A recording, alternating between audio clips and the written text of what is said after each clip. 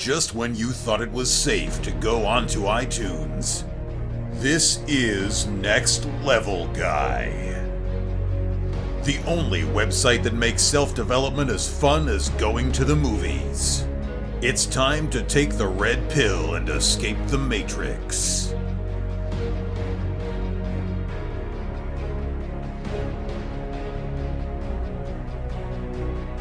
What's happening, guys? It's time for another episode of the Next Level Guy Show podcast with your favourite tutor, Ian Dawson-Mackay. Next Level Guy is a go-to men's interview, interest and improvement website where I quiz the experts to find out the hacks, tips, methods and protocols that you can implement in your own life to take it to the next level and live happier, healthier, wealthier, sexier and so much more. Today's guest is Cody Mclain. Cody is the founder of SupportNinja, the host of the MindHack Podcast, and is now a successful author when he released the acclaimed From Foster Care to Millionaire. He founded his first company at just 15 years old in his parents' basement. Since then, Cody has gone on to build and sell for companies which have grossed in the millions of profit. He did all this within his first 10 years. The companies he has founded have included hosting, software and support-based companies which have offices around the world and serve customers in over 100 plus countries. Today, Cody blogs regularly on his website, codymclain.com, and runs a creative digital agency alongside a BPO, which is a business process outsourcing company. However, this doesn't really reflect Cody as a person. He's made an amazing transformation. In this deep dive interview, we discuss his rich and inspirational life, how he went from losing his parents, his upbringing in a poor family, and at a young age, how after entering the foster care, he changed himself, worked on himself, and ended up creating several £1 million businesses. We chat about business, psychology, motivation, productivity, how you can build effective teams and processes, how you can ensure your habits are actually helping you rather than hindering you, effective time use, and most importantly, why and how you can find the why in your life that you need to succeed in business and in your own life. And now, let's get to the interview. Thank you so much for doing this. Really appreciate it. I've become a big fan of yours since I found your podcast. Then I found about your story that, that somebody creating multi-million pound businesses at such an early age is so inspiring. But for people who don't know you, who maybe don't recognize the name, could you just give a quick sort of overview? I mean, I would call you a natural entrepreneur. What would you sort of distinguish yourself as? I started my first business when I was around 15. And I guess the interesting thing that separates me from most other, say, young entrepreneurs is I lost both my parents before I turned 18. So there was a part of my story where I was actually running my business in foster care. And that was a challenging time for sure. And, I dropped out of high school. The only thing I really had was my business. My family had died much younger throughout childhood. So I have a lot of childhood trauma, you could say, and went on to start I started multiple businesses. Many of them were web hosting businesses. Some of them failed. And there is one in particular that didn't, Pacific Host. And so I was able to sell that one for a little less than $1 million. And then I kind of went off for a year and just tried to explore myself because I was so focused on the business. I learned how to fly an airplane, got a private pilot's license, learned how to scuba dive, went rescue diving, wreck diving, went into photography, started traveling around the world, and just tried to enter that realm of self-development and trying to achieve some things that I once thought I would never be able to achieve, that I was too stupid, too dumb to actually ever get to. And then I ended up starting a business around 2015 called SupportNinja, and that's been my most successful business since. Where we hit around a little less than 9 million in annual revenue last year. We were number 86 on the Inc. 500. And we have over 600 employees right now. So that's been wildly successful, way more than I imagined I was actually even capable of. And, here we are today. I wrote a book, published it a little bit, I think in late 2018, that was called From Foster Care to Millionaire. And it really details my story growing up because I had it's one thing. We all get to the point where you have a fancy car, or not everybody, but we all strive these things, to have a big house, to have a nice car, to have a great relationship and friends and all those things. But it's one thing when you actually get there, you find that it's not fulfilling. You're not happy, and you end up being less happy once you achieve those things, like that, like the lottery effect. I'm sure we're all familiar with it. We're all told that whenever you win the lottery, your happiness is actually less and you have way more problems, but we still all want to win the lottery. And to get to a point now where I've achieved material success and all these other things, I went back and asked, what is my why? What is, as Simon Sinek would say, what is my motivation? And wanting to inspire youth and those who are in a troubled background or who are in a poor upbringing, that it doesn't matter who you are, where you come from, you're fully capable of achieving anything you want in life. Because I once thought all the negative things that almost any kid is going to think about themselves. I was bullied in school. I never fit in. I was in the lowest classes. I was not in AP classes. And so that's kind of what I want to do with my story, my book. And now I'm at a point where I have a podcast called the MindHack Podcast. And the idea is to interview other successful people and not necessarily find out what is their current business that makes them successful, but what is their ideologies, their mindset, their experiences that allowed them to become the person that they are today. Because we always end up idolizing the person and not really understanding who they had to go, what experiences they had to go through in order to become the person they are today. So that's kind of in a brief snippet there. No, that's brilliant. I mean, I was very saddened to hear about the story about what your parents, but you've made such an amazing achievements. You've done some amazing things, and it's been really interesting when I've been researching you to sort of find out that that you had the sort of emotional hang-ups, that you had mentioned that you didn't feel like you could be loved, that you've been bullied in primary school. It kind of made me realize it's like we had a kind of similar sort of emotional hang-ups, and it's good to see that somebody could turn it around and use that as like a sort of motivational juice. Was that what you kind of used it for, do you think? Was it did it kind of just not inspire, but kind of, did that drive you on to achieve something in life, to, because like most people, when they want to make money, they just go and mow a lawn or something like that. But you created, you wanted to buy like an Xbox, so you went and created a hosting company. This is not a normal thing for a kid to do. What were you like as a kid? What kind of motivations did you have? Was this because of the Asperger's that you struggled like social interactions? Were you like me? Were you quite introverted, or what was the young Cody like? So we moved around as a kid, and I never really got a chance to stick with one particular school growing up. But when I started the business, it was actually a friend who had the idea of starting a business. But I was a poor kid that went to a rich school. And so there was always this black and white. You'd see these Mercedes-Benz, these BMWs. And so in some sense, I'm lucky in that I was exposed to what wealth is, and, having to deal with that stigma of being this kid who was picked on because he wore clothes from Goodwill and the same clothes every single day. And I would say at first, when I started the business, it was really motivated by wanting to prove to my closest friend Calvin that I could be better than him, that I didn't need my parents' money in order to become successful.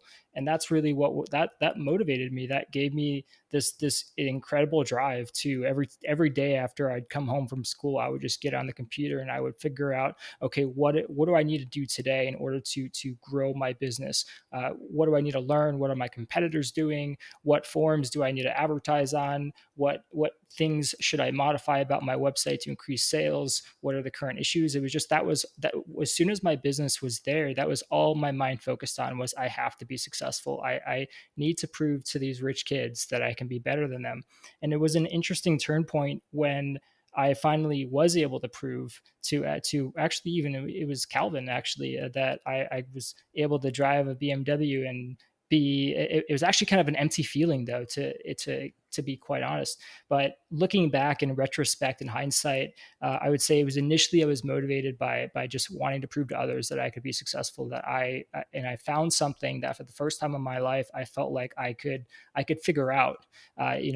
Whenever you grow up in school, you go to maybe you're good at sports, or maybe you're good at math or spelling competition or something. You find something and you tend to stick to it and you tend to master it. And I wasn't really able to do that with any particular subject area in school. And as you said, I have Asperger's. I later figured out. So I really wasn't able to fit in. And I was always wondering why. And then in my later years, once I had a decent amount of success, once I had already dropped out of high school and I'd proven to others and I'd proven to myself that I could have some level of success, then it was really motivated by fear, because I came to this realization where I was screwed over multiple times. I've had shitty business partners. I'm not sure if I'm allowed to say shitty, but sorry. No, go Whatever. for it. And I had to, one thing I would say is certainly never go into a 50-50 relationship with another business partner. It's always a mistake. And ended up having multiple failed relationships, and I've had multiple failed businesses. And there is this fear of, what happens if I can't support myself financially? I don't have parents. I can't go live with my parents. I can't go be in their basement. I don't have any other family members who can actually support me. And so it was really driven by fear of, I need to be successful. And then that led to repeated burnout. And, that's still an issue that I'm honestly still dealing with today. But I think that kind of explains it, that in my hindsight, when I've done a lot of thinking about what was my primary driver, is I didn't have the option. I didn't have a plan B, and when I was going to school, Calvin actually wanted to prove to me that he could also build a successful business, because he was the kind of friend where I once bought a printer with a little LCD screen on it. And I said, "Hey, do you like my printer?" And he was like, "Yeah, but mine's better." The one that his mom bought him. And so he was always trying to one up me. And he also tried to do that with a business. And this is around the time that the Kim, the Kim guy from Mega Uploader was getting successful. So he built his own version of the torrent uploading site. And then it actually had to get shut down because of all the DMCA complaints about all the illegal downloading that was taking place. But he gave up because he knew that he would be able to be supported by his parents. And for me, I didn't have that option. And so it's that case of Cortez, who, going over from Spain into South America, he burnt his ships, and he didn't have any other option for his men to retreat. And so the only way is really going forward. And I'm not sure if that's a piece of advice I can give to somebody of a kid growing up, of if you really want to be motivated to have success, kill off any and all relationships that could potentially financially support you. And I guarantee you that you will be driven to succeed. It is something, though, that, a lot of people, that is something that sort of holds them back, is that they have that too big a failsafe, that, yes, you started it for the sort of negative reason, but you quickly realized, like I did, that, just getting back at the bullies isn't enough. You start realizing that you want more from life, and you find out that these sort of people are usually the ones with the biggest hang-ups. They're the ones with the biggest sort of the problems. But I mean, you encountered some really serious grief at such a young age.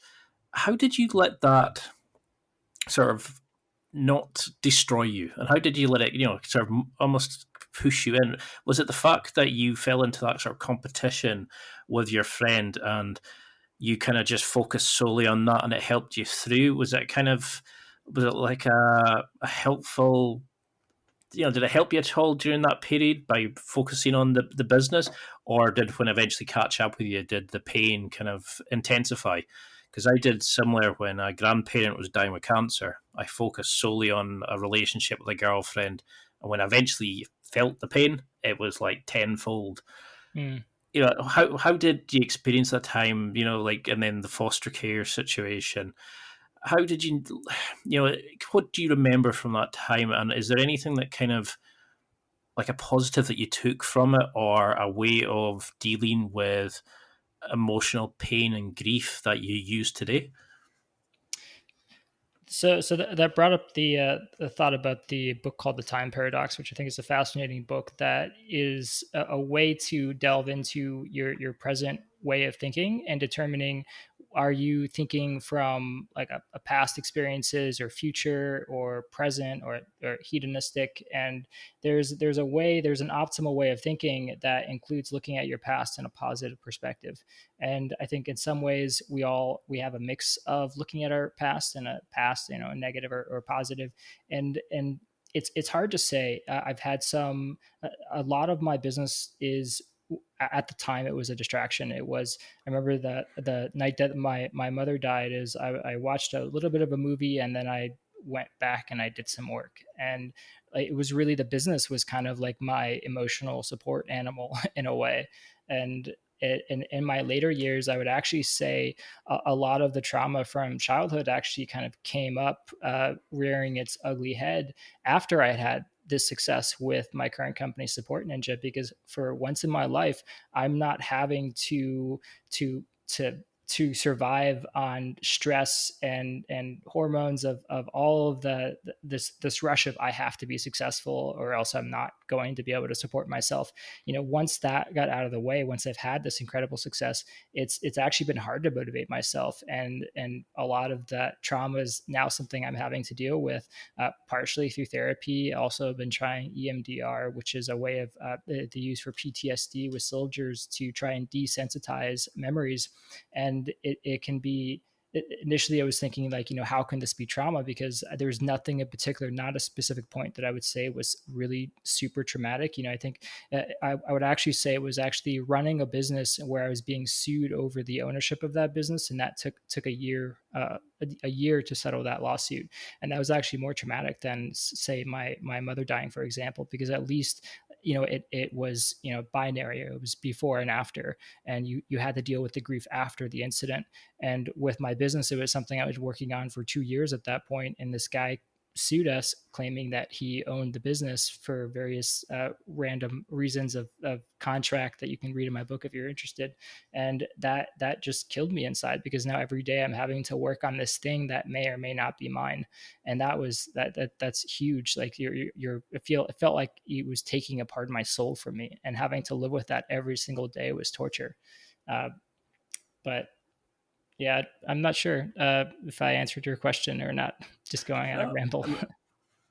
I mean, how do you find that sort of style of therapy? I mean, I've done cognitive behavior therapy, like the talk therapy, I think they call it in the States, and I really liked it because you've mentioned in another interview about the feeling of never being good enough, never being able to be successful or be loved, and I think that's a mindset that really sort of holds people back to starting businesses or going after their dreams. The fact they think that they can't be successful, that, they can't be the person that starts the next Facebook or the next hosting company or whatever. We assume that we're not good enough, that it's laughable for us to do it, but it's that Tom, Dick, or Harry in the next street could do it.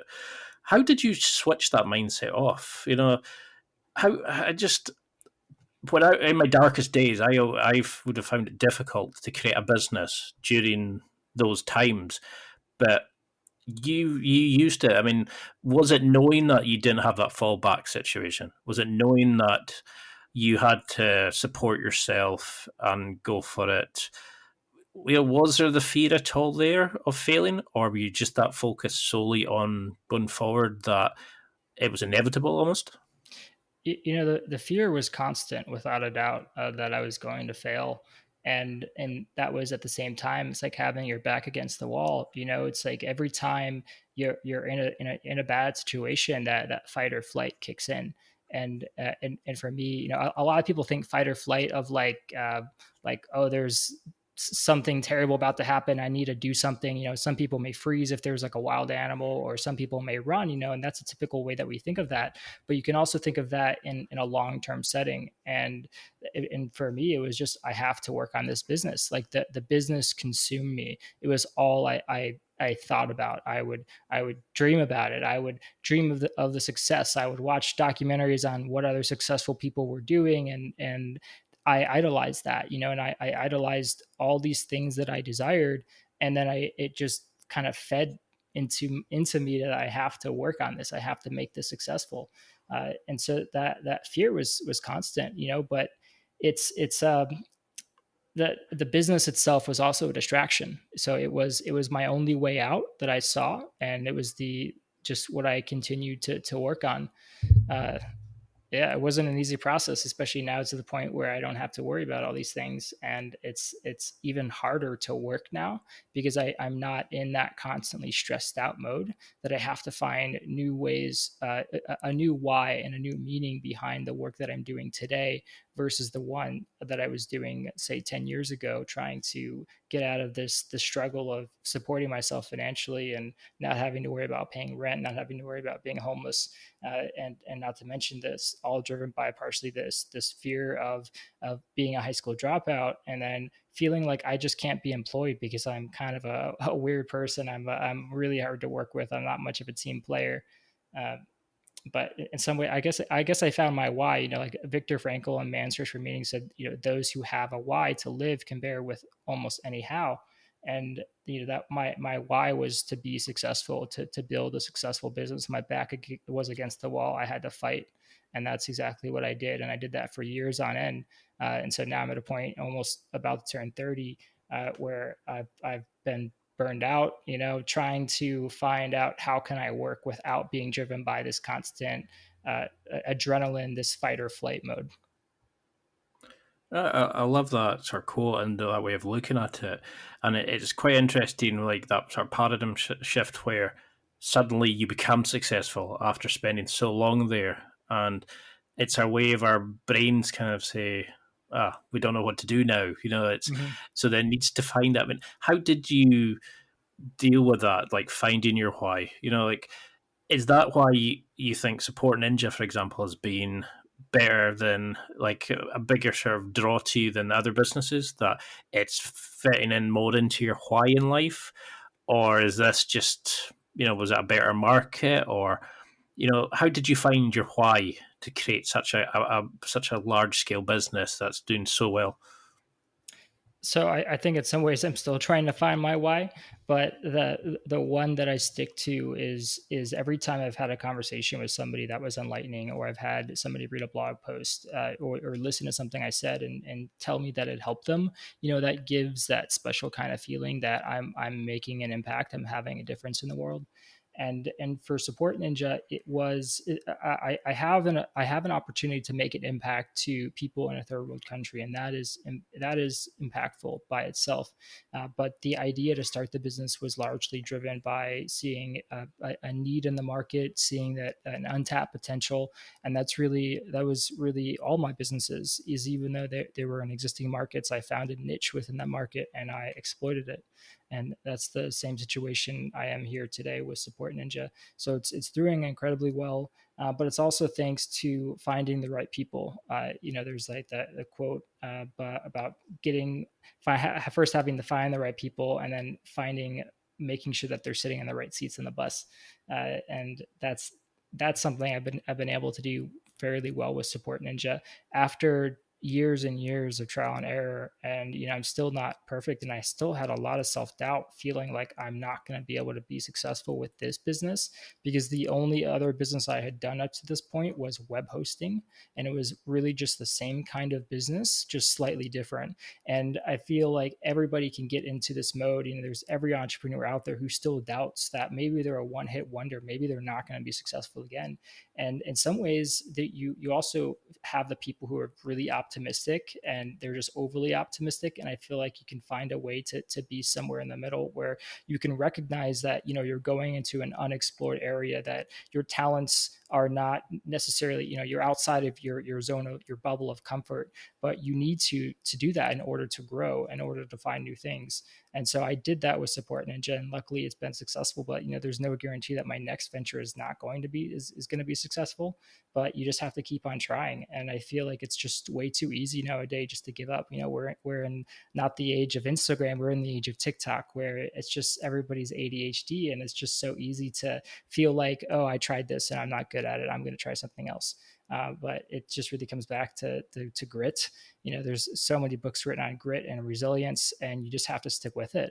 And that's effectively what I did. And I was just motivated by having my back against the wall. And it's an experience I wouldn't wish on anybody. And it's some people look at me and they look at my success and they're like, oh, I wish I was him. And guarantee you do not want to be me. It's like I still live with so much trauma that I'm still dealing with, and it's not an easy life, and I hope it'll get easier in the future. And for right now, I'm just dealing with it, and I'm finding my why that's giving me the desire to wake up every day. I've struggled through depression and lots of stress and anxiety. So to get to this point, I feel like in some ways it's a miracle, and I can just only hope that during my short life and this short existence, that I'll be able to have some kind of a positive impact on others, because that would be a why that would motivate me. It's great that you're finding a why that can help others and give back. And it's been, having gone through depression myself, I would never wish that on anybody.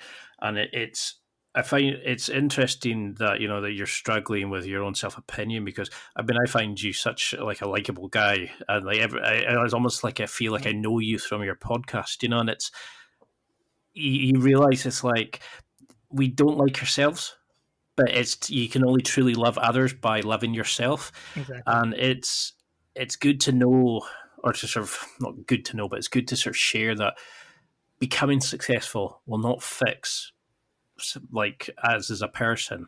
We need to find that thing that makes us truly happy, and accept the kind of things that have happened, and do it.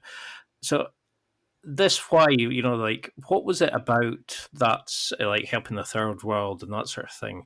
What was it initially that sort of drew you? How did you find that when you were looking? Was it just something that you've always wanted to give back to others, to help others, and this gave you the opportunity and that sort of marketplace to do it?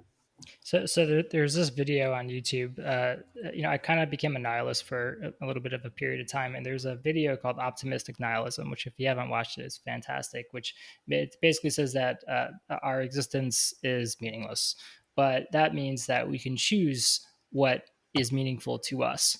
And honestly, I spent a lot of time thinking about what is meaningful to me, because I've kind of checked off all the boxes, like have a book, travel the world, have nice cars, have pretty much everything you could possibly want, And at the end of the day, I still wound up empty. And I'm just lucky in the sense that I was kind of shoved into adulthood at a very early age. So now that I'm entering almost my 30s, is that I've probably experienced what most people would get to at maybe a 45 or 50-year-old, and it's just something where I've kind of realized, as we all do, that all these things that I once fought so hard to work for are meaningless, and they don't make me successful. There's a friend I know who, she used to be a cancer surgeon in Brazil, and she would actually remove cancer, and you would think, wow, that would give you a lot of meaning, but no, she hated the job. She was like so burnt out, and now she's a life coach. And so it doesn't mean just because you feel like maybe you're a doctor, or you're doing something that society looks on in general as like a positive thing for society, it doesn't mean that it's going to fulfill you. And so going back, I spent a lot of time thinking, what can I do? And I looked at some of the most successful people in the world. So you have, say, like Bill Gates and Elon Musk.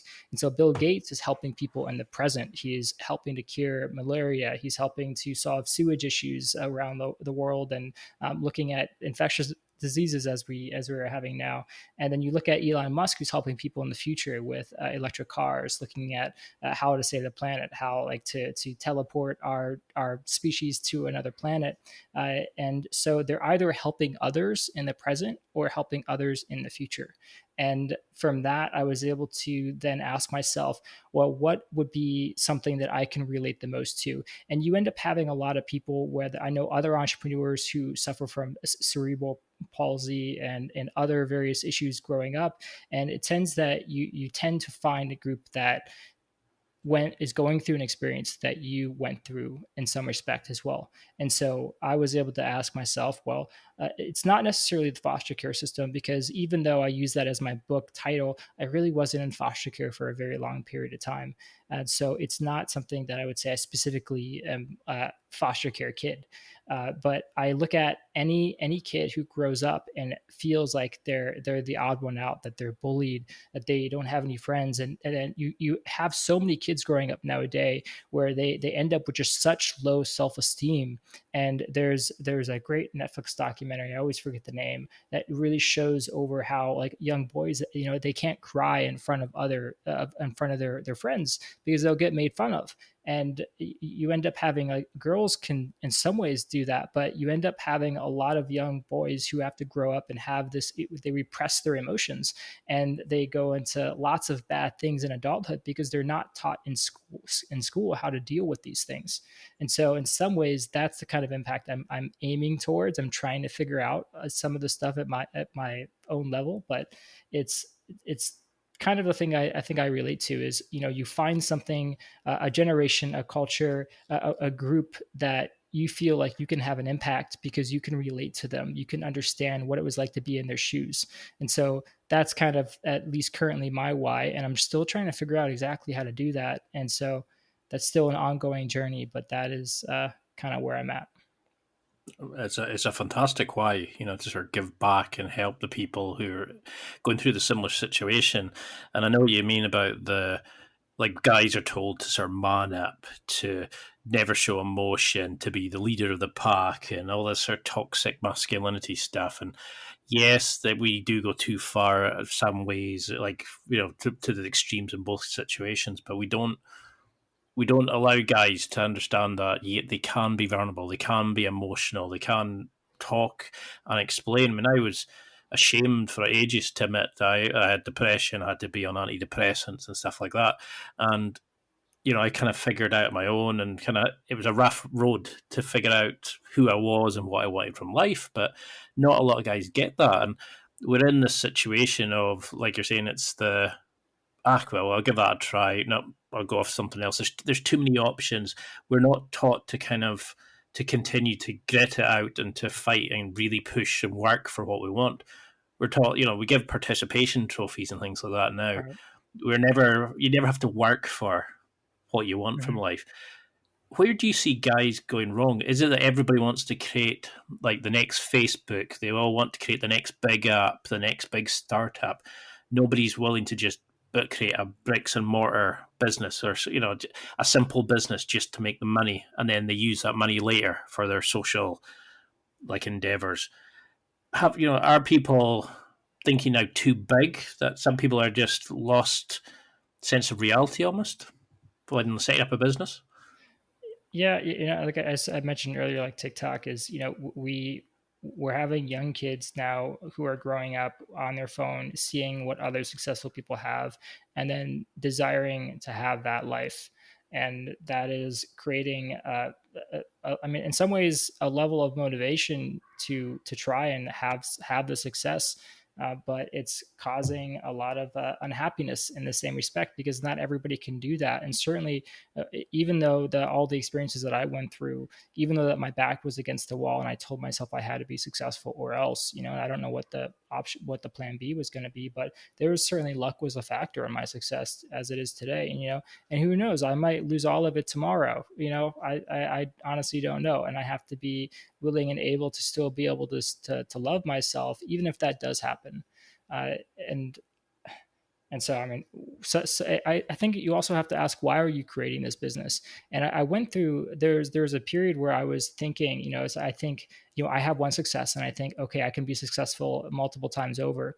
And so one of the things I was doing is I actually created a range of Flash video game websites. So Flash video games, like on the computer, used to be really big, and sometimes they still are, because if you're like a high school or middle school student, you say you're in computer class or you've got a laptop, you can find websites where you can play games in that are not blocked. And that used to be kind of a way to make money through selling ads. So I thought, okay, let me create a website. And I ended up creating multiple websites, like up to 10 different websites, trying to follow this online marketing approach of like just building traffic to websites and generating money through ads, and just thinking that, it's going to flow right in.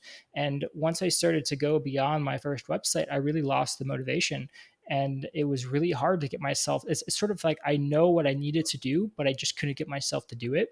And I was actually talking to an entrepreneur the other day who has a business where he generates $100,000 a year on a blog.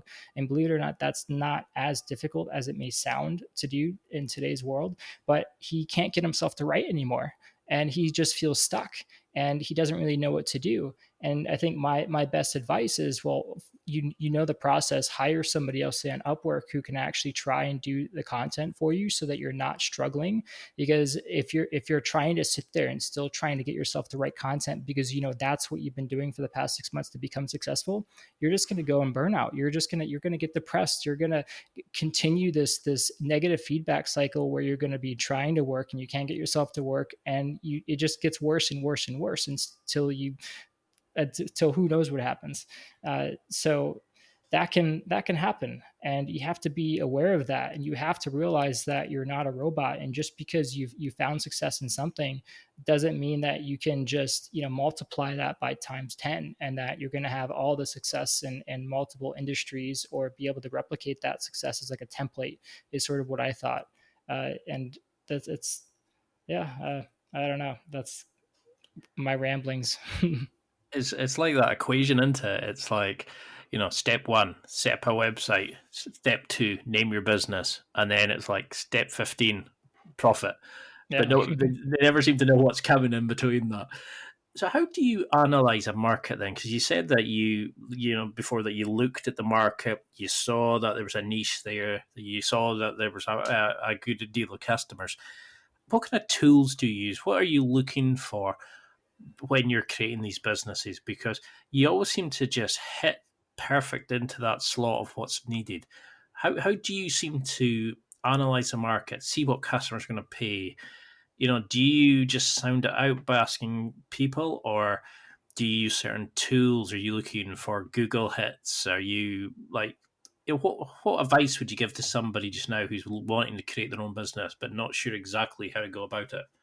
So I can say for sure, like, tools are totally overrated. Software is totally overrated. I would get obsessed over which to do software am I using, and I would constantly be switching, or like, am I using the right project management system, or the right content management system, or the right blog software? And that's the wrong style of thinking. But with most of the businesses, so I grew up not learning how to code. And I told myself, so this is one of the things I told myself, is that I'm not good at coding because I'm not good at math, and certainly I wish I learned how to code when I was growing up. But, you've got that Chinese proverb, you wish you had planted a tree 10 years ago, but, the second best time to start is today. And so I'm actually in the process of learning how to code now. And as a result, the way that I was thinking about all the businesses was based on what are online services that I can provide in my basement as a 15-year-old, using my mother's social security number and a credit to actually be able to process credit cards. And apart from, say, in today's world where you have a lot of online internet marketers, and unfortunately it also causes a lot of like scammy internet marketers, like, here's my Ferrari in my garage and you can have this too, etc. Right. And so I didn't like the idea of selling information, because it's really it's kind of an it's a kind of a gray area in some respects, unless you know what you're doing and you have confidence in the information that you're selling, or you're truly an expert in that area. And so the thing I defaulted to was web hosting, because you could easily sign up for $25 a month at HostGator.com or Bluehost.com. I'm sure a lot of your listeners have probably heard of these companies, and you could resell web hosting. Just the only thing is that the odds are really stacked against you, because web hosting has really become a commodity. So when I sold my last company, I sold it partially because I really wasn't feeling confident that I was able to continue growing it, because my revenue numbers kind of just flatlined, and I was kind of really unsure with myself, and I was really scared. And in some respects, I was also felt like I'm kind of selling my baby, and I've worked so hard to create this, but I had to let it go. And at some point, you have to let go of everything that you do, even if it's constantly generating money for you without you having to do any input, because it's always going to take mental energy in terms of your daily processing. It's always going to be on the back of your mind. And when it came to SupportNinja, I was really scared because I was running out of money and I didn't know what I wanted to do. I was thinking I was going to do another web hosting company. I was going to do like a cloud hosting similar to DigitalOcean. But really, after doing the numbers, the margins would just be so slim. Even if I bought my own servers and I was co-locating in a data center, it would be just really hard to guarantee that I could make money in the sea of other people offering something very, very similar. And so hosting has become a commodity. It's not the same it was 15 years ago when I started. And I was asking myself, well, what can I do? And I always wanted to work with startups, but there's an inherent risk in trying to build something new. Even if I knew how to code, I don't think I would have tried to build a monumental Facebook or next Uber, because it's really something you really have to be lucky with. And I think luck plays a huge factor in the bigger successes than most people really realize. And you have a lot of people who end up making money just by selling 99-cent apps on the App Store, And I asked myself, well, what is my skill set? Well, I had to deal with a lot of upset, unruly customers for years on end, having to learn how to deal with them and offer customer service and being in that world. And so I looked at something I didn't previously see as a skill set, and I recognized that, wait, there's a lot of startups who need customer support. Every company needs some kind of customer support, and yet a lot of the outsourcing industry, they weren't specifically tailoring to startups. It really wasn't like building a website that was targeting like outsourcing for startups. And so that was really the tagline is outsourcing for startups, and that's pretty much what I did. I really had no idea what I was doing at first, as I built the website, and I didn't really invest a whole lot of money until we actually got our first client. And the way that we got our first client is we just lied our asses off, and I was pretty much pretending to have all these things that we really didn't. And it was after that call of like, okay, I want 3 agents. Then I flew over to the Philippines and I started looking around at different call centers, and I actually started to co-locate. So I found a partner, and I thought we would vibe, and he agreed to effectively white label his agents who were employed by his Philippine company, and then they would pretend to be from my company for this client. And then through that, slowly we started to create these processes where we were able to hire in more agents and establish more business, and it just kind of grew from there. And it certainly wasn't an easy process. It's certainly not what I'd ever want to go through again. And it's just the market that I saw is the desire to work with startups, the recognition of a previously unrecognized skill set of providing customer service to thousands of customers through my previous businesses, and actually seeing that as a skill set, and then figuring out, okay, well, what do I need to offer? And outsourcing for startups. And then we were able to rank for that key term like number 1 for the longest time. And now we have a sales team, we have huge departments, and yeah, hard to have gotten here. So I'm very grateful that we've been able to do it. It's amazing listening to success. I mean, I've seen it kind of blossomed over the last sort of 5 odd years. It's since I've kind of got into the podcasting world, and I've started to look at these kind of companies, and sort of seen how I might work with these companies in the future. It's interesting to see companies have how they progressed over time. But I mean, one of the big things I see with you, with your skill set, is you're very great at networking. You're very good at finding the people to go into the roles. And, you needed somebody that can code, so you go and find somebody. You need somebody that can put you in touch with certain personnel for your clients. You seem to be very good at looking at the problems very analytically, and kind of saying, how do I find the person with that skill set, that experience, that can then allow me to fix that problem? You're not one of these people who tries to do everything by yourself and ends up fucking it all up. You seem to be somebody that's very good at, where's the problems, what do I need, finding it, putting it in. Because I think you said in another interview that you didn't rate yourself as a leader. You just liked being the person that set them up. You wanted to have minimal sort of interaction with it. It was a kind of set and leave kind of businesses. What advice would you give to people listening for finding the right people?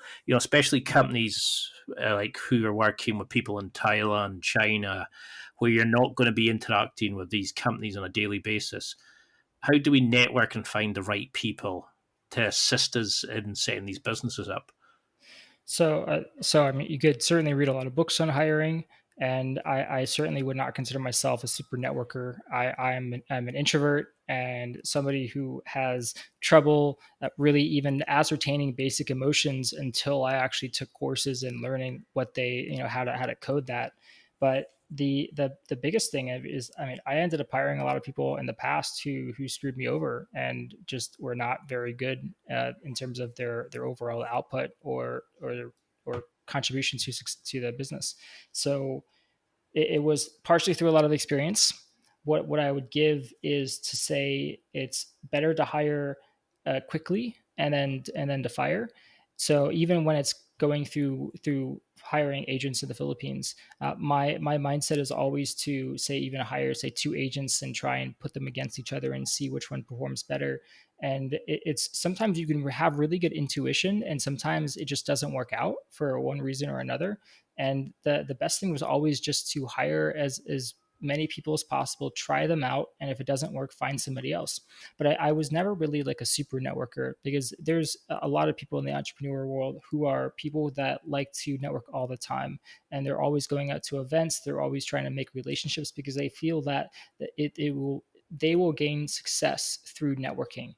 But at the end of the day, I've known some very successful people, and I've met friends who are friends with other very successful people. But just because you're friends with this super successful person doesn't mean they're going to give you money, doesn't mean that they're going to introduce you to all of their connections. In fact, what I found most of the time is that they will dangle the things that they can offer in terms of benefits by being friends with them. And in some ways, some of them actually get addicted to people worshiping them as an idol, as the successful person. And so I've only reached out to find the people that I need when I needed them. So I realized, I need somebody to be an ops manager to actually run the business for me, because it was taking too much of my time. It took me maybe a year and a half to realize there was even such a thing that I needed to hire somebody to actually run the daily operations. I didn't even know that was a thing, because I didn't go to university. I didn't get a BA degree or any of that. So I had to figure a lot of this out just through trial and error and through intuition.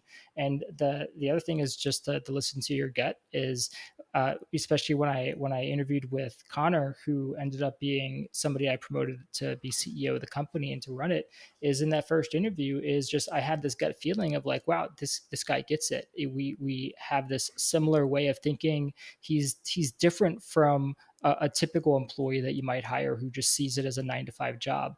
And I knew that's somebody I wanted to work with. And that was a gut feeling. And so that's my biggest thing, is listen to your gut feeling, hire fast, and fire fast. And firing fast can be really hard, but sometimes you end up being stuck in relationships where you're afraid to get rid of somebody because you're afraid that they might damage the business. And that ends up becoming a very destructive relationship, which it can be with personal or business. And the best thing is always you have to bite the bullet. I wrote a great blog post on the drama triangle. I highly advise maybe search my name, Cody Drama Triangle, and check that out, because it was actually through a friend. I was in this relationship with this partner where I realized I was bringing in this lawyer to try and mediate our disagreements. And I ended up, a coach made me realize that I had created this drama triangle where my lawyer was the rescuer, I was the victim, and then my partner was the persecutor. And once I saw this, I took myself out of the persecutor, of the victim. I told myself, I'm not going to be the victim anymore. And I changed the roles. And I said, enough is enough. I'm going to end the relationship. And then things were way much more successful from there. But I had to get over that initial fear of, if I get rid of this person that is not contributing to the business or to me in any positive way, that it could mean the end of the business. And that was just a risk that I had to take. And so inevitably, I think I'm against risk. I think a lot of people think of entrepreneurs as very risky types, but I would say I'm very risk averse. So I make calculated decisions. And I only search for people, and I hire people, and I network for people when I need them. I'm not constantly expending all of my energy networking and finding people and trying to think of how can I use my network to my advantage, because all the time you have to be focused on what you're doing and, just kind of putting your head down and just doing the work. Well, now would seem a perfect time for a quick break. There are millions of potential products to buy, so how do you know which ones are worth your hard-earned money? Simple. You go to www.nextlevelguy.com/affiliates. That's www.nextlevelguy.com/affiliates, and explore the products and services that I recommend will transform, improve, and evolve your life. I've set up some awesome deals with some amazing companies, and will recommend those products, books you should read, and tools I think you should buy. I only recommend products I've tried or believe in, and all reviews and recommendations are 100% honest. Furthermore, on this page, you'll find any decent and suitable special offers, listener-exclusive deals, and discount codes that I'm sent. There really is something for everyone here. It doesn't matter if you're buying for yourself, a special occasion, or for someone else, you can find whatever you need here. There's a wide range of companies showcased on the page. The companies that'll make you a better athlete, a better lover, a better man, better basically in all areas of your life. You can access the page again by going to www.nextlevelguy.com/affiliates. If you're on a post itself, you can click the graphic, that'll take you straight there. Or if you're on the website homepage, you can click on affiliate deals in the blue ribbon at the top of the website homepage. Now, it depends when you might listen to this, it might actually be red now. Please note that I do not receive any information on what you buy. I also don't get any information on you as a person or your preferences, etc. The company sent me a small thank you as a commission for sending you to shop with them via my links. This does not inflate the price you pay, and it usually allows me to help showcase cheaper options that if you bought directly from them, as affiliates are usually allowed into special deals, lower prices, and so much more.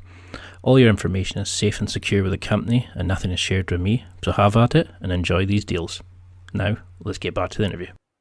No, I really like that, because you get to a point, though, don't you, where you can sometimes get so engrossed into the situation and into the business that you can't see the wood for the trees, that you sometimes, we need to remember that we can ask for help and other people that can analyze the situation without emotion and remove the sort of like the rose-tinted specs that we both wear when we're sort of competing against each other, and realize that there is a problem and to fix it. And just that mindset change can be all you need to sort of go into it. I'm really impressed at how you sort of look at this, especially for such a younger guy. I mean, I'm 37, and it took me years to get to even close to the kind of outlook that you have. I mean, I'm desperate to make this into a business, to take the podcast and become full-time and doing that. I mean, I work full-time as well. And it's such a difference between a brother who's an entrepreneur, and then I work in a university, and I see the difference in the kind of mindsets and the different people. He's creating his own business where we're paid a wage, and most people are just happy to then go home and watch TV. It's a strange kind of, it's a different mindset. It's strange to kind of get the people to understand that. For people who are listening who want to create a business but do a full-time job, would you advise burning your bridge, leaving your job and going, or would you advise creating starting something small and building it from there? Is there a set plan that you think works at all in this, or is it really just a bit of luck finding that market that you have the skill set to exploit almost? So I think that's kind of on a case-by-case basis. As I've been asked whether a kid should quit college to go start a business, and I can't certainly advise that. I advise whatever really feels right to you. And when I was running my hosting businesses, it wasn't like an instant success. It was, I'm feeling drawn towards starting this. I'm going to start this. And it wasn't because I was smarter than everybody else, but really at the end of the day, as you said, some people, they have jobs, they come down, they watch TV. And for me, when I was this kid, I had this huge vision in my head of all these things I wanted to have and these things I wanted to prove to others. So I didn't have to spend a lot of time thinking about what was motivating me, but it created this fire within me.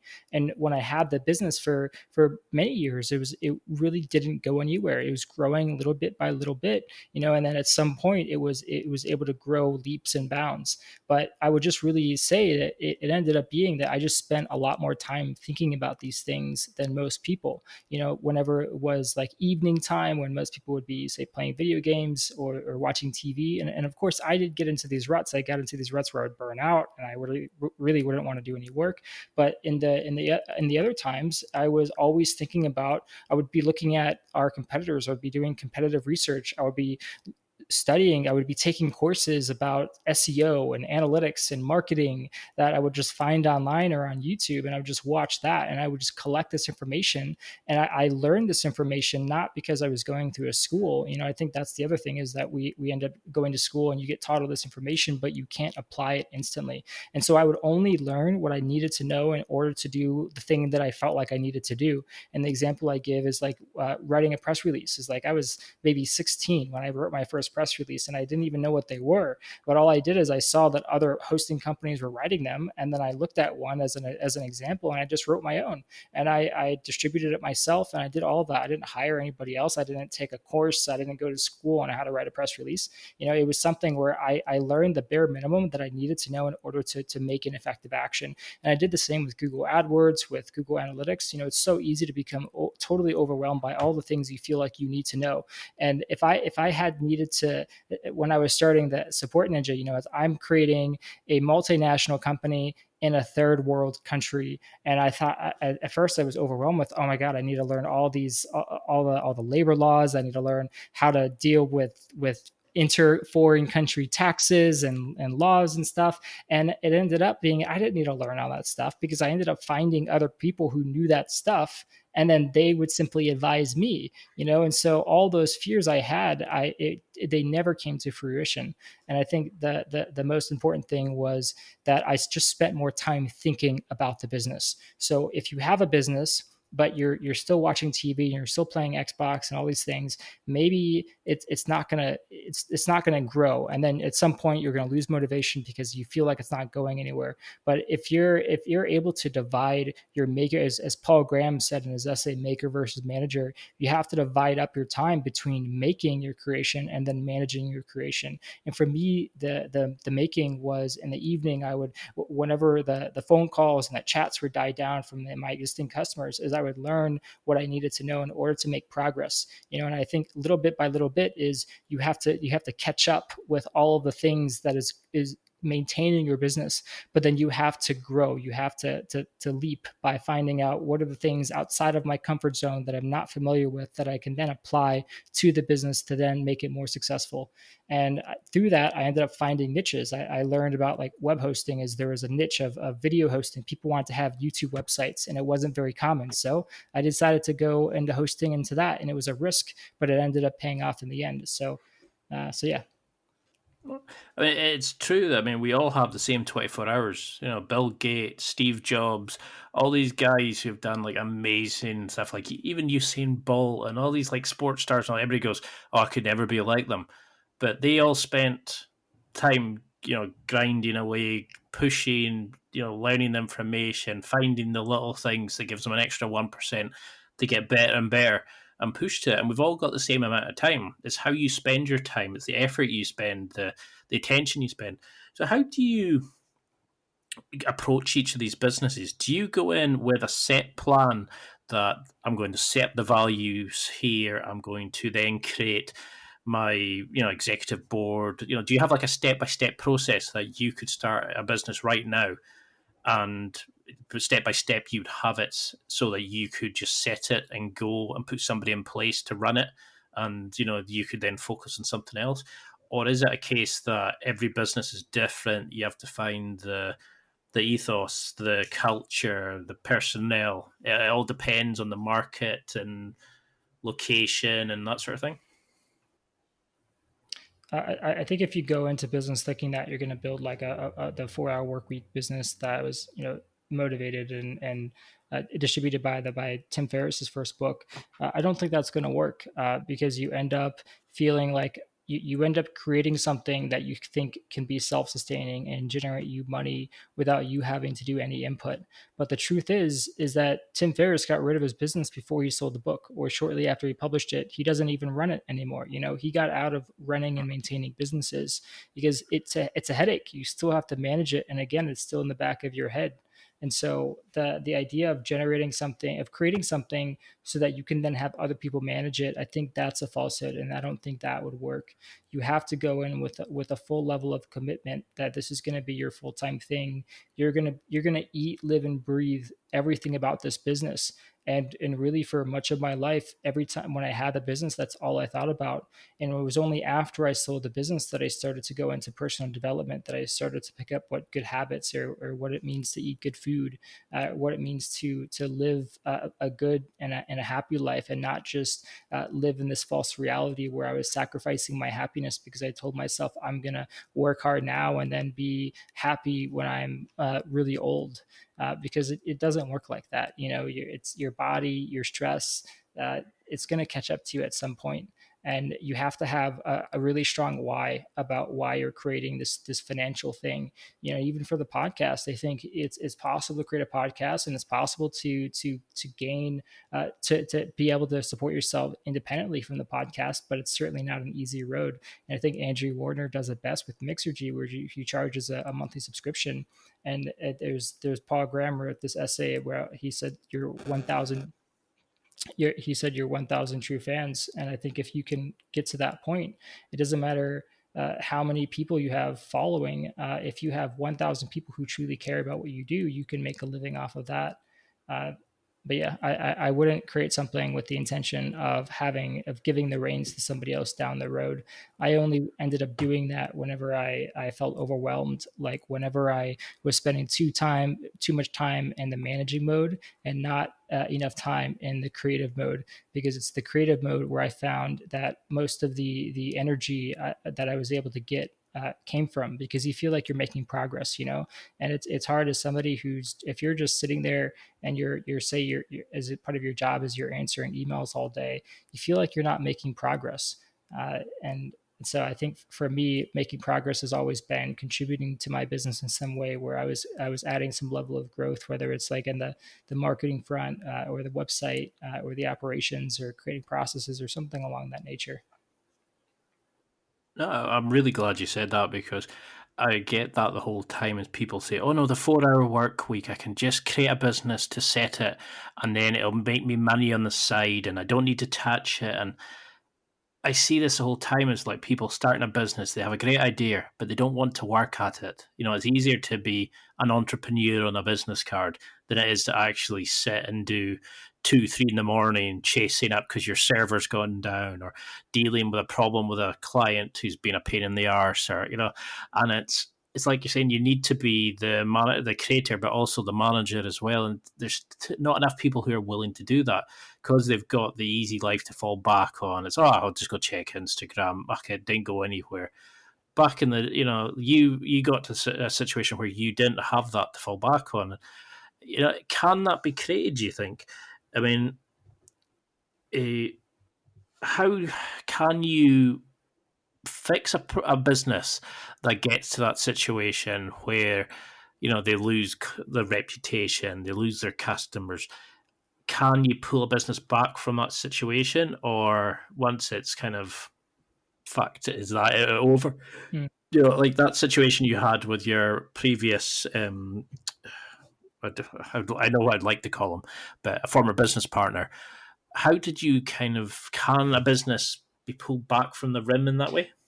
And in pretty much every case, I had to start over. I had to either sell the business or I had to leave the business. And whenever I was able to sell my web hosting company and I was able to get actual money out of it, the reasons behind it, like the company acquiring me, they didn't see the revenue or the number of new customers as a problem. But for me, I felt like it was actually declining.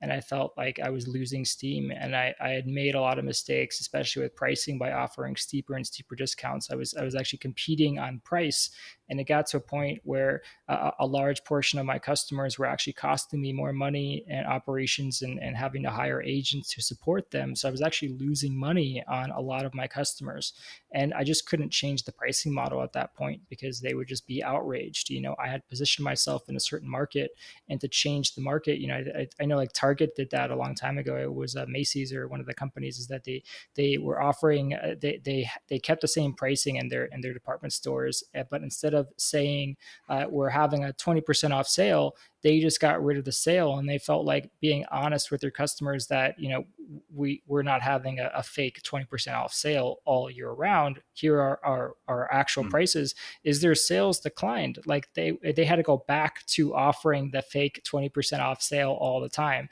So that's why often you go into stores, they always have some kind of sale going on, because it's been shown to increase price. I mean, to increase foot traffic and sales. And I couldn't just stop offering low prices. I guarantee you Walmart's not going to increase their prices overnight, because they would just lose so much business. And that's kind of what I put myself into a bad position. And I spent a lot of time trying to dig myself out, but eventually it's just like you feel like you're in a sand pit, and you keep digging, you keep going faster and faster to try and unfuck yourself, and it's just not working.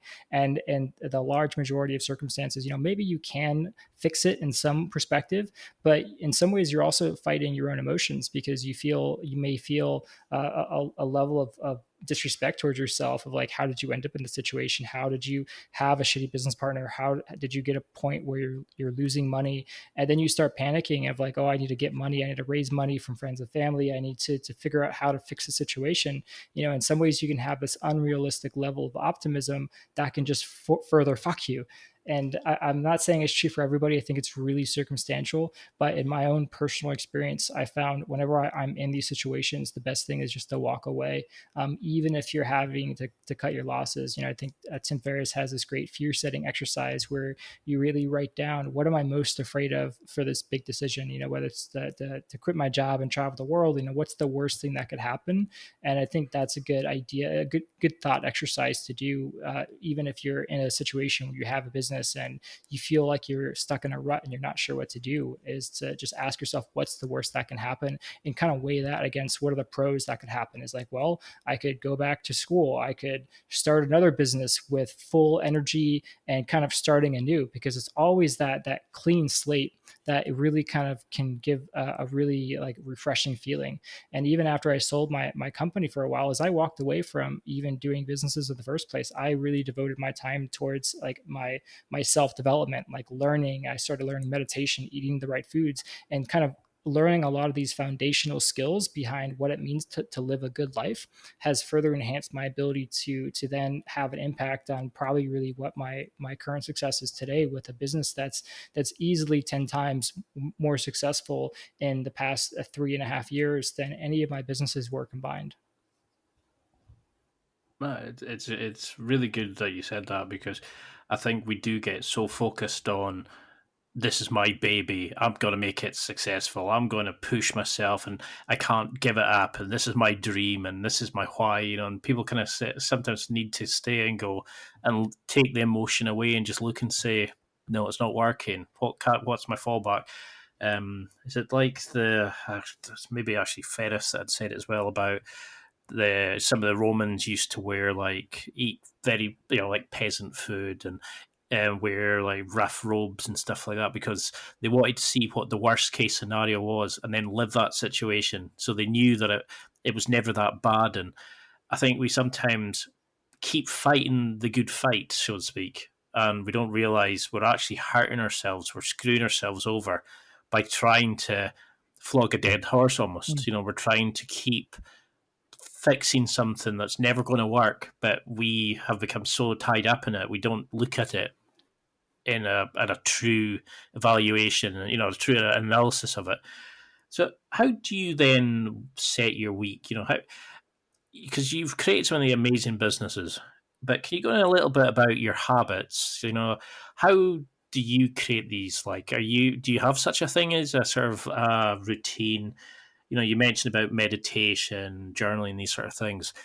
How do you set up your week so that you make sure you work on the business, that you get to your self-care stuff that you need to do, you get a social life? How do you juggle these things, and what kind of habits really work best for you? For people listening who really want to sort of be like you, what kind of things work for you? Like, what tools do you use? I think you mentioned to-do list in another interview and Wunderlist, those sort of things. Yeah. So right now I'm actually using a to-do app called Things 3. and it's a Mac app specifically. But I think really software and apps, it's not the tools, it's the mindset. Because I've tried doing so many things. Like when I was younger, I bought a Kindle because I thought that would make me read books, and I guarantee buying a Kindle is not going to make you read a lot of books. You really have to set the habit in the first place. There's been so many instances where I decided to spend thousands of dollars buying this DSLR camera because I thought, okay, I needed the camera in order to start taking really good photographs. And that's like totally not the case. I went on a safari in Africa once with this world famous photographer, and he had an iPhone 4S, and he would always take these amazing photos with this iPhone, and my phone was better than his, and I never even took any photos with my phone because I thought I needed my DSLR. And so you tell yourself the story of some, you need X in order to do X, and that is really far from the case. That you can really almost start anything with anything that you have, and I would say it's better to buy a book and get into the habit of reading books before you decide that you're going to devote, say, $100 towards buying a Kindle. And so the tools are really secondary. You have to build the mental habit first. And I've done things. So there's a lot of research about, let's say, 21 Habits, and there's like a website called 21habits.com. And there's other various sites where you can challenge yourself to commit to certain habit building, and then try and hold yourself accountable by having other people effectively take money from you if you don't meet the success or challenge. For me, it's odd because I've had this material success, and for me, I've never really been motivated by like losing $100 or $200. Is that's happened to me. And the problem is I'm also my own boss. So I tried to have my assistant hold me accountable to a challenge or a habit. And at the end of the day, it's like they would not charge me money, even though I bet myself $1,000 because, well, I'm their boss. It's an unfair balance of the situation.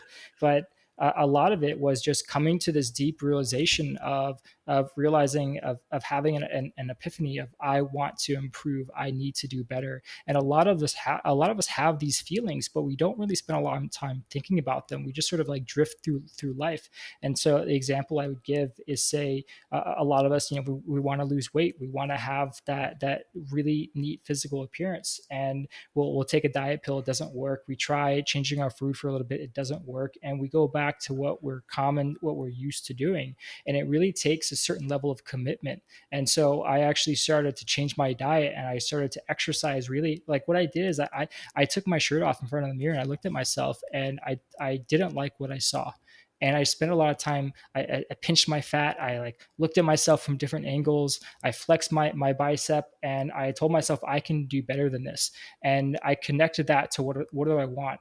Is I want to have the self-confidence of being able to jog with my shirt off. And I know I could do that right now. There's a lot of fatter guys than me that I've seen jog with their shirts off. And I know in their head, they're thinking that they had to get over a lot of anxiety to get to that point. And I've seen chubby guys that, especially as like when I was young, I would always wear a shirt, and I was an overweight, chubby kid. And so I always had this level of self-consciousness. And now I realize today is that if you go into a pool, if you're chubby and you go into a pool with your shirt on, everybody knows you're self-conscious. But even if you're chubby, but you go into a pool and you don't have a shirt on, nobody gives two shits, because nobody really has any time to think about other people, right? And even knowing that, it's still hard to get that level of self-confidence that you need to either go on to go on dates, to do all these things that you feel like you want to, but you can't get yourself to do. And so for me, it's really, again, it's not because I'm smart. Even when it comes back to the businesses, is being successful in business, eventually finding that niche. I may have a business for 4 years, but it may take me 2 years to find the niche that's going to really skyrocket the growth. And meanwhile, you're having to sit there kind of plundering away for 2 years before you find that success point. And whenever it comes to any goals or habits in your life, you really have to sit there and think with yourself, be with your thoughts, and actually find out what is your underlying reason. Why do you want to lose this weight? What is that connected to? You don't just want to lose weight because you see other people on Instagram have this great body and you want that. That's not a great enough motivation. And David Foster Wallace, who's great, he quoted, we all worship something. We all worship either success, or we worship money. And in some ways, we all have a God, whether or not you believe in an actual God or not. And it's really just spending a lot of time. It's really hard to describe, but it's like spending a lot of time thinking about what are your true inner desires and making sure that your inner values really align with how you spend your time. And so for me, it's always been personal development. I feel a lot of my happiness is dependent on how productive I was, and am I growing, am I learning. And so that kind of put down into like three various habits of meditation, exercise, and reading. So I try and do all three of those things on a daily basis. Uh, and if I can do all of those things, then even if I felt like I wasn't productive that day, there is still a little voice in my head that can kind of pat myself on the back because at least I did those things. And even if I didn't do those things, maybe I made my bed that day. I can still be grateful for that. And that can be really tough sometimes, but to have created these habits where I'm able to exercise, and I'm just rambling at this point, but it's possible, and the thing is I got to a point where I was exercising every day. I would run and then I would go to the gym, is that I would actually feel, it would actually be like a really bad feeling if I didn't exercise. It's sort of like the opposite of if the feeling of, you should go to the gym, but you can't get yourself to go to the gym, versus being able to go to the gym every day. It's actually a struggle to not work out because you eventually develop the opposite of that habit. But yeah, I don't know. I'm just rambling at this point. No, that makes complete sense to me because I'm definitely, from my side of the family, they've been very negative. They've always been the kind of depression, the sort of the jealousy, the comparison to other people and stuff like that. And it's really difficult to kind of sometimes to look after yourself and set habits and not judge yourselves and compare yourselves, especially in a society where we compare our entire lives to other people's self-picked, very kind of controlled highlights that they put on social media. And we've sort of grown up into a thing where we're always competing, even though we don't know it, even as kids. It's like, oh, so-and-so had a better toy than me. So-and-so's birthday party was bigger than mine. And we don't know it then, and we kind of find it as an adults. And we need to look after ourselves to be healthy, and I think you've got a great idea there of those sort of three kind of rules that you set, that like these things that you look after, and it's a successful day if you achieve those three. You take away the pressure, you take away the stress. You don't need to make a multi-million pound business decision. You just need to exercise, meditate. You've taken away that pressure. And I think those are three great habits for everybody listening to sort of follow. Something I did want to touch on, I know we've gone way over time, but have you found any sort of golden rules about marketing and sales that work? Because one of the things I did like, somebody told me, you're not selling the product, you're selling the person a story about how it's going to change them. You're selling them like a dream or very like Apple-esque. how it's going to better their life. Yeah, but that reminds me of Apple. I think Apple kind of started that idea of selling like the lifestyle instead of selling the features. Whereas today you still have like Samsung and LG and like all the phone manufacturers, they still sell the features. But whenever Apple has any of their commercials, they never talk about how many megapixels the camera has, or they don't even tell you what the RAM or the CPU is. You really have to dig into the tech specs for that, and that goes to under people's underlying motivations. So I want to jump on a previous point and saying one of like the best productivity hacks is if you can commit to yourself to just use a notebook, not use any like fancy to-do list software, but find just a regular notebook and just for a week, challenge yourself that write down the three things that you want to do for that day. And if you can just do that, even if you just do like the first thing, just give yourself a little self-compassion and say like, okay, if I leave my desk right now, I can be happy with myself. And if you can do that, then I guarantee after a week, you will see so much more growth in your productivity. I'm also using a great service called focusmate.com. And it's an app that connects you with other people where you're sharing each other's web cameras. And it creates this weird social accountability where you're able to sit there and you're able to to commit with intention that for the next 15 minutes, I'm going to sit here and I'm going to do this thing that I know I should be doing, but I can't get myself to do without having this strange person looking at me through a webcam. And it's a really weird, interesting thing, but I found it to be effective. Not all the time, but it still helps versus, especially if you're somebody that works at home or you're not working in an office where you're not motivated by people around you. Uh, so whenever it comes to answer our second question with marketing is that I'd say it's always been fake it till you make it, and in the first example I gave with SupportNinja is I actually faked that we had an outsourcing operation, and I pretended that, because if I had told them like, oh yeah, I'm just starting this, you'd be my very first client, and I haven't even been to the country that I'm pretending that we have a lot of agents in, then I never would have gotten a client to begin with. And even when I was my hosting businesses, is that I would actually pretend to be a regular customer service agent.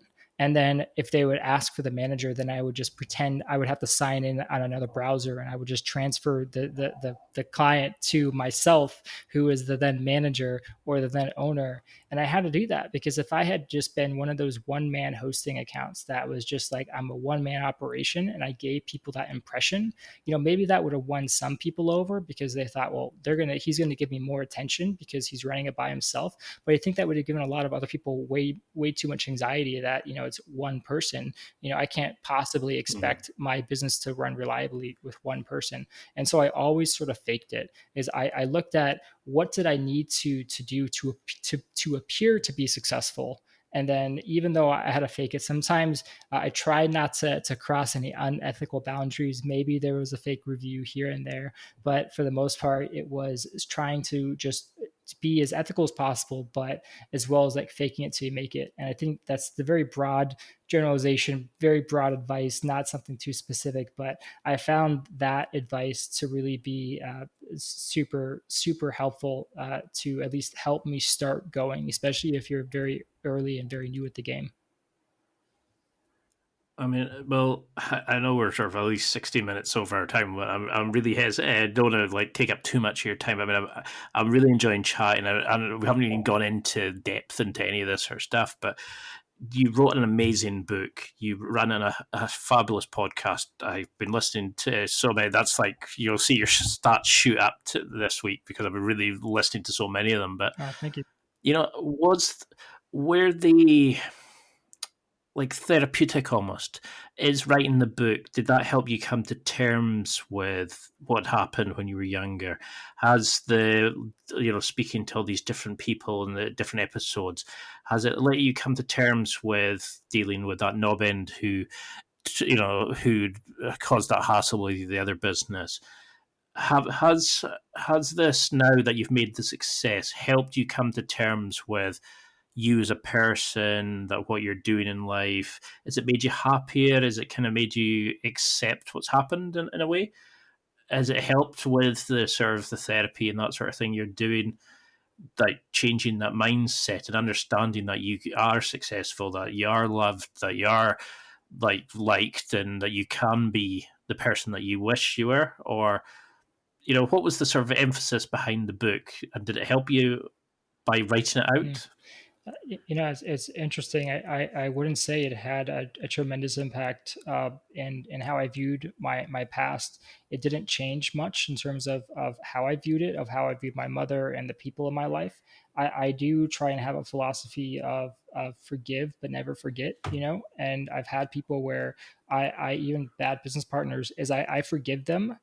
But I also am at a point where I can recognize that, even if you meet a dick who is a complete asshole to you and you hate him and you just don't want to have anything to do with him, is there's still a way where you can have a level of self-compassion for recognizing, say, that bully in school. They're probably not doing too well in life right now, but they were probably a bully because they had their own insecurities and they were not in a right environment to deal with them. And so in some ways I make a judgment against other people who do bad things, is that they probably were not in the right circumstances. Now, of course, am I saying that just because you were raped as a kid, does that give you the right to rape somebody as an adult? Certainly it does not. But there are a lot of people who go through tremendously horrible circumstances as a child and they don't commit those offenses onto others as an adult. But whenever it does come to a case, I try and have a level of self-compassion for them, because it doesn't do me any good to hold this person and just hate them, because it expends more mental energy that I could be utilizing towards myself and towards the others that I want to have a positive impact on life. Uh, and so, it goes back, is like I didn't view it didn't having the book didn't change much, but I felt like I wanted to write the book because I had gone through such incredible circumstances, not like the super crazy circumstances compared to a lot of others, but certainly more than the average person. And I felt like I wanted to write the book because I wanted it to serve as kind of a lighthouse, as a source of inspiration to others that are going through similar circumstances.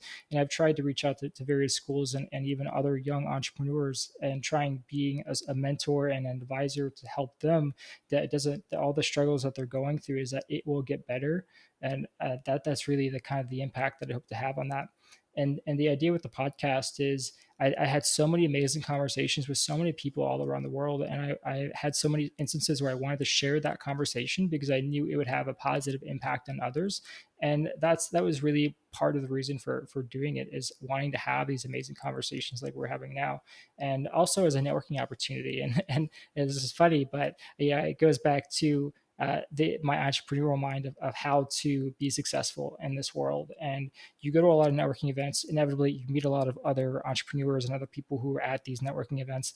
And I really felt like it was a shit show. Is like, sometimes you would end up having friends, and maybe you would meet some other entrepreneur who you would connect with. But more often than not, it's you really having to like find like the flower between all the weeds, in some respect. And I actually see a podcast as a great way of networking, as a very specific targeted way of networking, of finding people that you really want to know, that you want to connect with, that you want to learn from, and being able to have intimate conversations with them that in effect also reach the goal of helping others who are listening into that conversation.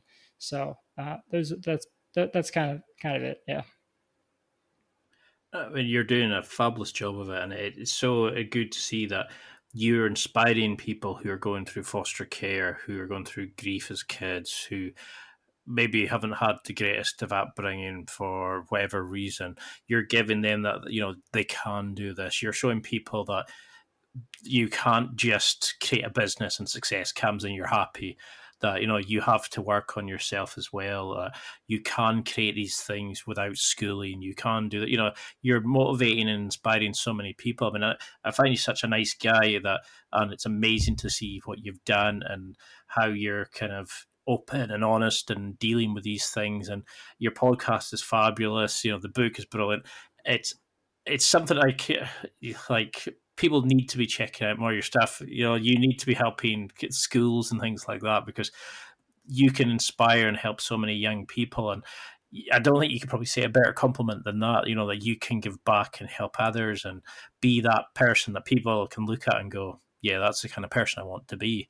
I know it's difficult to kind of believe that about yourself, but that's what I like about this podcast, is getting to chat to people like you who can make me realize that there is more to life than sitting in a pub and getting bored, or going home and watching TV and wishing I could do stuff. That you can actually go and do stuff. And the podcast let you speak to some amazing people, but also have an amazing audience who want to be better and learn. And they find you because you're the kind of person they want to follow and deal with. And I think that's why your podcast is so successful, your website's so successful. I know we're well over our time limit. I can only apologize, but can just as a sort of a way to wrap up, and I'd love to have you back on again and really go into specifics about business and stuff. It's been an absolute pleasure to have you on. What would you want people to take from this? How would you want them to, as a sort of like a go home message, if they could remember one thing, how would you sum it up? Can it be summed up in one thing? The thing that comes to me is a great author also here in Austin, Texas, is Ryan Holiday, who wrote the book "The Obstacle is the Way." And I think that's a great idea. Where he has in the beginning of the book is there's a story of there is a bunch of gold underneath this huge stone, and there's a bunch of people try to move it and they couldn't move the stone. So then they just went around it. But then one guy found a stick and he used that as leverage to move the stone, and he got to the gold. and it just shows like a lot of the things that we want in life. It's an obstacle, and we have to learn to stick with the uncomfortable feeling, because no level of personal growth, of success, is ever really going to be handed to you unless it's like the lottery, in which case I guarantee you're not going to be any more happier in that situation than if you had actually fought to gain that success. And so it's a willingness to be uncomfortable, to experience levels of stress, of having to really push yourself to your limits, and finding out what are the things that you really want to do, being able to sit with yourself and ask yourself what are the things that you really want to do in life, and then really figuring out how to do that, because it's so easy to just let life pass us by, because we have so much limited time on this earth, and we waste so much of it, myself included.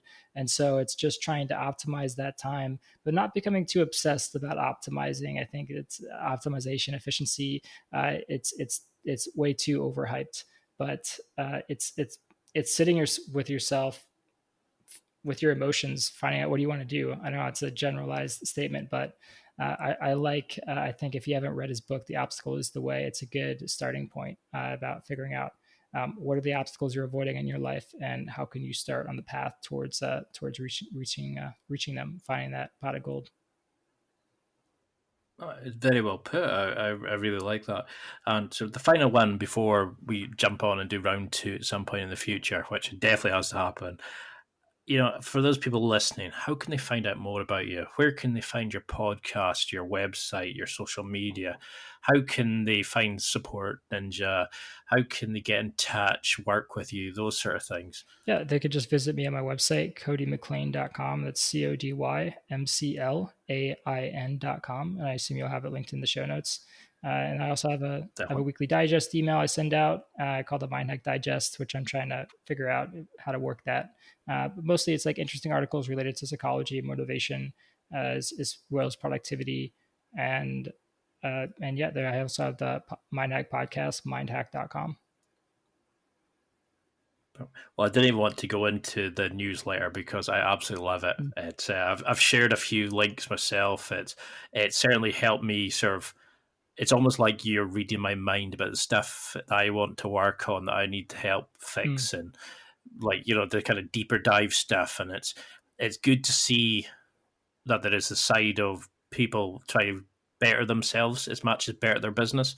And we only see the success of people, like they made such and such a £1 million deal, but we never see them actually struggling and how they got there and how they got through their demons and how they became the person that could make those deals.